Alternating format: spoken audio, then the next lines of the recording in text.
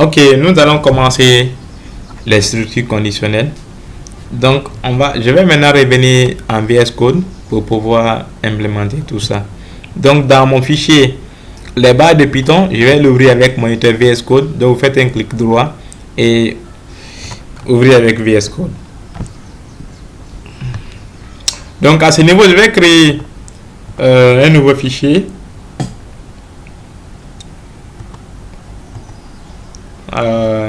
Ma machine s'est plantée un peu. Oh, qu'est-ce que je vais faire là? Je vais mettre. Ok, c'est bon. Sinon, je voulais mettre la vidéo sur pause et l'attendre. Donc, ici, on va l'enregistrer. Donc, file, save. Ici, je vais donner les conditions.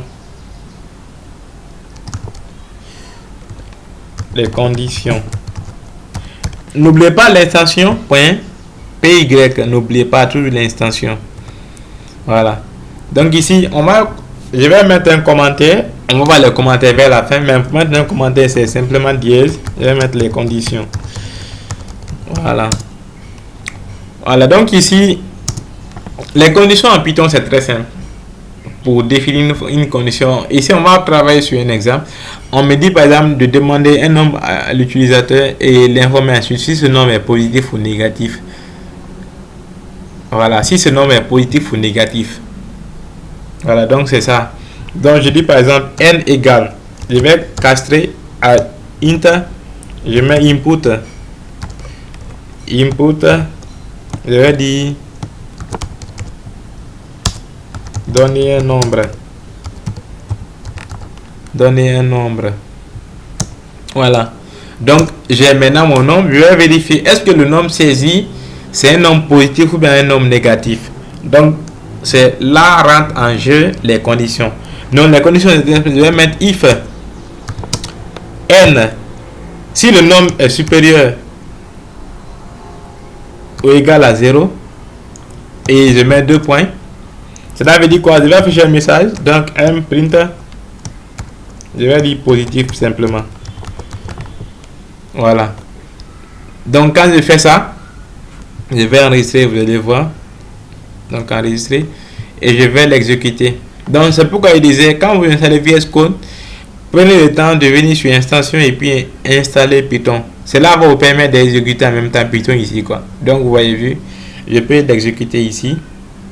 Ah, j'ai encore oublié. Je vais mettre 2 points. Espace. Je vais venir l'enregistrer ici. Et je viens lancer. Qu'est-ce que j'ai fait? Ok, je vais effacer ma console. Je vais relancer. Voilà, on me donne un nombre. Je mets par exemple 6. C'est bon, on me dit positif. Je vais ressaisir. Je mets moins 6. Il n'y a aucun message. Et ça, c'est pas bon pour une application. Et c'est en cela rentre en jeu le sinon. Donc, le sinon, c'est else. Et puis 2 points. On va mettre printer négatif. Voilà, négatif. Cela veut dire si le nombre saisi n'est pas supérieur ou égal à 0, cela veut dire que c'est un nombre négatif. Je vais effacer ma console et je vais exécuter ça. Donc je mets par exemple moins 7. On va me dire que le nombre là est négatif. J'efface. Oh, attention. J'efface.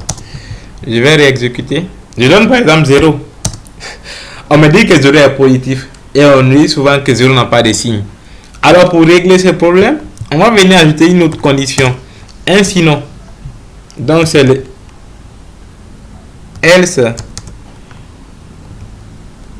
if. En Python on appelle ça elif.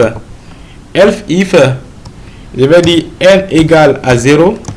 Donc je vais afficher un message printer. Je vais dire nul. Voilà, donc je viens changer la condition là. Je vais dire si n est strictement supérieur à 0, on va afficher positif. Sinon, si n égale à 0, égal c'est 2 fois, on a déjà vu les signes là. Donc c'est 2 fois et je vais afficher nul. Sinon, je vais afficher négatif. Je viens enregistrer. Je l'exécute. Quand je donne par exemple bizarrement 0, et vous allez voir que c'est nul qui va venir. Je reprends. Quand je vais donner par exemple 2, 3, on va me dire positif. Lorsque je viens exécuter, je donne par exemple moins 4, on va me dire que c'est négatif. Donc les gars, c'est tout pour cette vidéo. Donc voici comment on écrit les conditions en Python.